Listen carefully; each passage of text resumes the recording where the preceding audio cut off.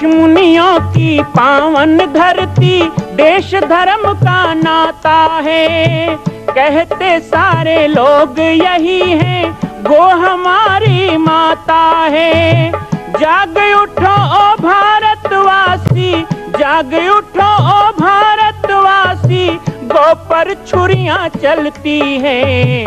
बंद करो गो माँ की हत्या, सारी जनता कहती है।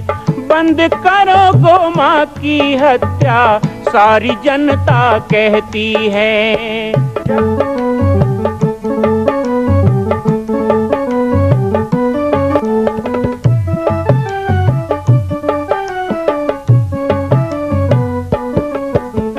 जगह जगह पर बूचड़ खाना, लाखों गौएं कटती हैं। किसे सुनाए व्यथा हमारी, नैना नीर बहाती हैं। रक्षा करना गौ माता की, रक्षा करना गौ माता की, गीता ज्ञान सिखाती है। बंद करो गो माँ की हत्या, सारी जनता कहती है। बंद करो गो माँ की हत्या, सारी जनता कहती है।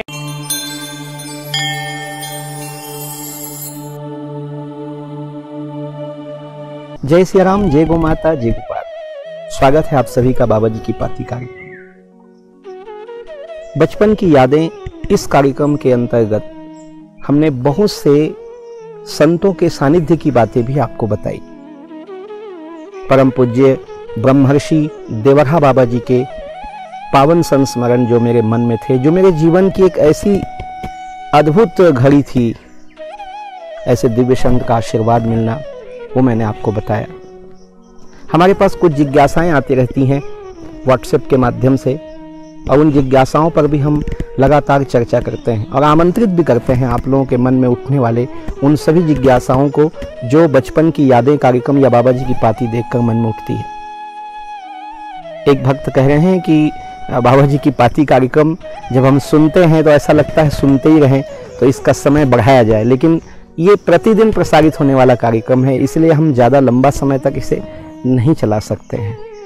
पर आपसे हम बिल्कुल ये वादा करते हैं कि जितने भी संस्मरण हैं वो हम आपको सुनाएंगे, भले वो कुछ ज़्यादा दिन तक चले, कुछ ज़्यादा भाग बने तो बनाएंगे। आप उसके लिए निश्चिंत रहें, बस प्रतिदिन जुड़े रहिए। हरिद्वार कुंभ 1986, उस समय का कुंभ कैसा होता था आज आप कल्पना भी नहीं कर सकते, क्योंकि जिस ढंग से आज दिखावा और आडंबर और डेकोरेशन, कृत्रिम साधन बहुत हो गए हैं, उस समय का कुंभ बिल्कुल प्राकृतिक होता था, जैसा होना चाहिए कुंभ का उत्सव। लोग अपने सिर पे ही कंडा लकड़ी लाद कर जाते और वहीं जहाँ भी गंगा जी की रेत में भोजन बनाना, सबके साथ बैठ के भोजन करना, फिर संतों के यहाँ जाना। संतों के यहाँ तब भी भंडारे चलते थे, लेकिन बहुत से ऐसे भक्त और दानवीर हमने देखे जो संतों के यहाँ का भोजन नहीं करते थे, बल्कि अपने हाथ से बनाना खाना ये करते थे। मैंने और भी बहुत से दृश्य वहाँ पर देखे, जिनमें सबसे महत्वपूर्ण था संतों के विभिन्न रूप, संतों की विभिन्न हठ योग की साधना, संतों के विभिन्न क्रियाकलाप, उनकी दिनचर्या। मैं यही करता था, मैं और कुछ नहीं करता था। मैं वहाँ खेलने का मेरा जो उपक्रम था वो यही था कि संतों के जा के रीति रिवाज को देखना। मेरे लिए बहुत सौभाग्य की बात ये भी थी कि मैं खुद संत था। यदि सामान्य कोई गृहस्थ का बालक हो तो उसे संत कई स्थान में जाने से रोक देते, लेकिन मैं हर जगह मेरी पहुंच थी, हर जगह मैं चले जाता था। तो मैं बहुत नज़दीकी से अध्ययन कर रहा था कि कैसे कैसे संत जीवन होता है, कैसे उनके क्रियाकलाप होते हैं। भगवान की पूजा अलग अलग प्रकार से, ठाकुर जी के हर संत के पास मंदिर, हर संत के आश्रम में एक मंदिर, और अखंड कीर्तन का आयोजन, और कैसे कैसे पूजा पद्धति। तो सुबह मैं बैठ करके देखता पुजारी जी किस तरह भगवान को नहलाते, कैसे सुंदर चंदन से उनको सजाते, कैसे पुष्पों से सजाते, और सजाने के बाद में स्वयं भी दर्शन करते और सबको दर्शन करवाने का जो आनंद होता है, आज भी मुझे वो शौक है। मैं ठाकुर जी का श्रृंगार करना, विभिन्न पूजा, दीप से सजाना, फूलों से सजाना, ये मुझे अच्छा लगता है क्योंकि मैंने सब बचपन से देखा। और कहते हैं ना, बचपन का जो प्रभाव जीवन में पड़ता है वो बहुत होता है। भगवान के श्रृंगार के साथ साथ अपने आप को सजाते थे संत। जैसे एक पतिव्रता नारी अपने पति के प्रसन्नता के लिए श्रृंगार करती है, इस तरह अपने ठाकुर जी को रिझाने के लिए, अपने भगवान को रिझाने के लिए, दिखाने, दुनिया को दिखाने के लिए नहीं, अपने भगवान के लिए वो श्रृंगार करते हैं संत। तो मैंने कई प्रकार के श्रृंगार देखे। मैं कुछ आपको संतों के श्रृंगार और संतों के हठ योग परंपरा के बारे में आज आपको बताऊंगा। संत जीवन भी विचित्र होता है। संसार के श्रृंगार को त्यागना और उसके बाद भगवान के लिए श्रृंगार करना, वो भी अलग अलग। रामचरितमानस में शिव विवाह के प्रसंग में हम बालकांड में सुनते हैं, शिव ही शंभुगन करहि श्रृंगारा, जटा मुकुट अहि मोर संवारा, कुंडल किंकिन पहरे ब्याला, तन विभूति पट के हरि छाला, अशिव वेश शिव धाम कृपाला। भगवान शिव का रूप अशिव दिखाई दे रहा है, लेकिन वो शिव धाम है, अर्थात कल्याण के धाम है। इसी तरह संतों के अटपटे रूप को देख करके अजीब लगता है। एक तो दिगंबर होते हैं, तन पे वस्त्र ही नहीं धारण करते, जैसा बच्चा जन्म लेता है वैसा ही रूप में रहना, लेकिन हाँ, आवरण तब भी लगाते हैं। जो नागा सन्यासी होते हैं वो शरीर पे वस्त्र धारण नहीं करते, लेकिन पूरा भस्म मल लेते हैं शरीर पर, ताकि शरीर की सुंदरता उस भस्म के अंदर छुप जाए और सबको पता चले कि इतना जो चाम का शरीर है, एक दिन ये भस्म ही तो होना है, राख ही तो होना है। तो मैं नागा साधुओं के कैंप में भी जाता था और उनकी दिनचर्या देखता था।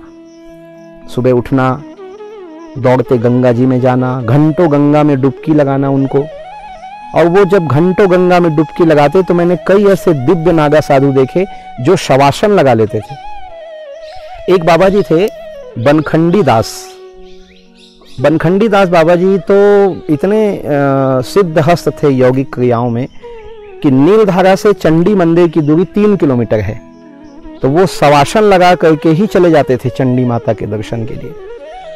यानी जल की धारा की दिशा में सब आसन लगा लेना, जल के ऊपर तैरना, जैसे लाश होता है, लाश पानी के ऊपर तैरता है, क्यों? क्योंकि वो हल्का हो जाता है। लेकिन हम यदि जाएंगे पानी में तो हम डूब जाते हैं। तो सांस को बाधित कर लेना, श्वास को रोक लेना और शव की तरह पानी के ऊपर तैरना, तो ये एक यौगिक क्रिया होती है। मैंने बाबा जी का वो यौगिक क्रिया देखा, तो बाबा जी शवासन लगा के जाते और उनके बगल बगल में एक नाव चलती, और जब चंडी द्वीप के पास पहुंचते तब उनको रोक करके वहां पे दर्शन के लिए ले जाया जाता। ये प्रतिदिन का क्रम था। एक हमारे बहुत सिद्ध योगी बाबा गणेश दास जी, तो बाबा गणेश दास जी बहुत सारी योगिक क्रियाओं में सिद्ध थे, बड़े हठ योगी थे और मुझसे बहुत ही स्नेह करते थे। हमारे पूज्य गुरुदेव भगवान के भी बड़े प्रेमी थे, तो उनसे मैं कई बातें पूछता और वो कई बार मुझे लेके भी जाते उन हठ योगियों का दर्शन कराने। एक दिन हमको वो लेके गए थे खड़ेश्वरी महाराज का दर्शन कराने। बहुत से संत हठ योग में खड़ेश्वरी रहते हैं, अर्थात खड़े ही रहना। वो ना सोते हैं ना बैठते हैं, भोजन भी खड़े खड़े ही करेंगे, नींद भी लेना हो तो खड़े खड़े ही एक झूले का सहारा लेके झपकी ले लेंगे। और जो व्यक्ति कभी बैठेगा ही नहीं, सोएगा नहीं, तो वो नींद कहाँ लेगा? बस केवल शरीर के विश्रांति के लिए 2 घड़ी झपकी लेना ही उसका विश्राम है। खड़ेश्वरी, कोई 12 साल से खड़े हैं, कोई 8 साल से खड़े हैं, एक संत तो 20 साल से खड़ेश्वरी थे, वो खड़े ही रहे। शरीर को तपाने के लिए, शरीर को कष्ट नहीं दे रहे हैं, अपनी इंद्रियों को वश में करने के लिए ना जाने कितने प्रकार के हठ योग हैं। ये सहज योग में नहीं आता, ये हठ योग में आता है। खड़ेश्वरी तो हमने देखा, पैरों में सूजन हो जाना, कई तो पूरे घाव हो गए थे पैरों में, लेकिन वो खड़े हैं तो खड़े हैं, दृढ़ निश्चय है। हम सुनते हैं कि केवल वायु को पी के तपस्या कर रहे थे सतयुग में, त्रेता में, ऐसे अलग अलग प्रकार की तपस्या होती थी, क्योंकि उस समय अन्न की जरूरत ही नहीं थी, शौच की भी जरूरत नहीं थी। यदि हमको इच्छा हो तो हम भोजन करें, नहीं तो ना करें, क्योंकि भोजन नहीं करने से भी शरीर पुष्ट रहता था। क्योंकि उस समय प्राण जो था वो हमारे हड्डी में था, खून में था, चमड़ी में था, अलग अलग युग में। लेकिन एक कलयुग है जिसमें अन्न में प्राण है, तो अन्न किसी न किसी रूप में लेना पड़ेगा, अन्न रूप में हो, चाहे फल रूप में हो या दूध के रूप में हो। तो हमने दूधाधारी संत भी देखा, बहुत संत थे। खुद हमारे जो दादा गुरु हैं वो अभी भी जब मन होता है 6-6 महीने दूध पे रह जाते हैं। केवल दूध लेना, दही लेना और कुछ लेना ही नहीं है, कुछ खाना ही नहीं है। कैसे रह जाते होंगे? अब उन्हें बीमारी भी नहीं होती। आज हम लोग देखते हैं कि अगर ये नहीं खाओगे तो बीमारी हो जाएगी, नमक नहीं खाओगे तो बीमार पड़ जाओगे। वो इतना तपस्या कर रहे हैं, कुछ होना ही नहीं है। तो कई हमने दूधाधारी संत देखा जो वर्षों से केवल दूध पी के रह रहे हैं और कुछ लेते ही नहीं है दूध के सिवा, फिर भी हमसे भी अच्छे लग रहे थे वो। फलाहारी तो बहुत देखे, हमें ये उस समय पता नहीं था कि एक दिन हमें भी फलाहारी रहना पड़ेगा। हमारे दिल्ली वाले महाराज श्री जब 20 साल के थे तब से वो फलाहारी हैं, मतलब अब लगभग उनको फलाहार करते 50 साल से ऊपर हो गया।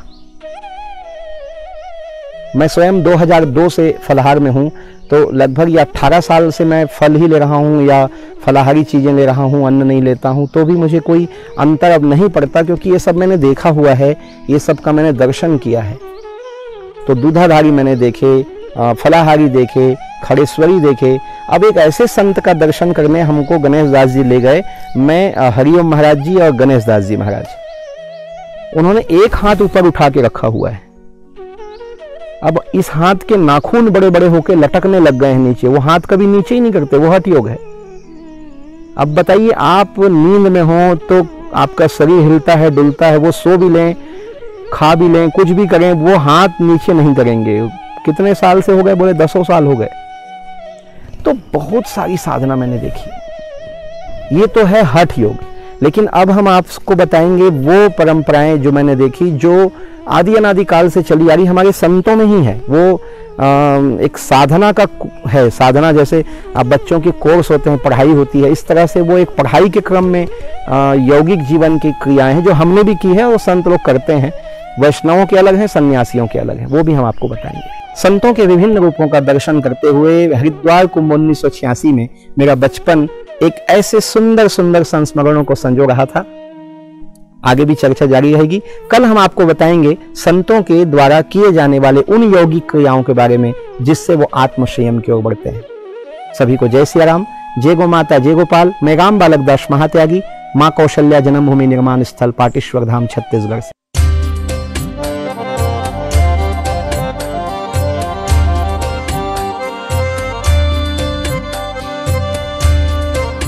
माँ कौशल्या की पावन जन्मभूमि छत्तीसगढ़ प्रांत में बालोद जिला में स्थित है श्री सर्वसिद्ध शक्तिपीठ जामड़ी पाटेश्वर धाम। परम पूज्य सद्गुरुदेव राजयोगी बाबा जी की तपस्थली श्री पाटेश्वर धाम और विश्व के अद्वितीय माँ कौशल्या जन्मभूमि मंदिर निर्माण का दर्शन करने और इसी प्रकार समसामयिक विषयों पर अपना ज्ञान वर्धन करने के लिए और 10,000 गायों के लिए बनने वाले श्री हनुमान नंदीशाला गो अभ्यारण्य का समाचार प्राप्त करने के लिए आप सभी देखते रहें YouTube चैनल पर राम बालक दास, और हमारे चैनल को आप सभी सब्सक्राइब करें, घंटी का बटन दबाएं ताकि आप सूचनाओं से जुड़े रह सकें। जय श्री राम, जय गो माता, जय गोपाल।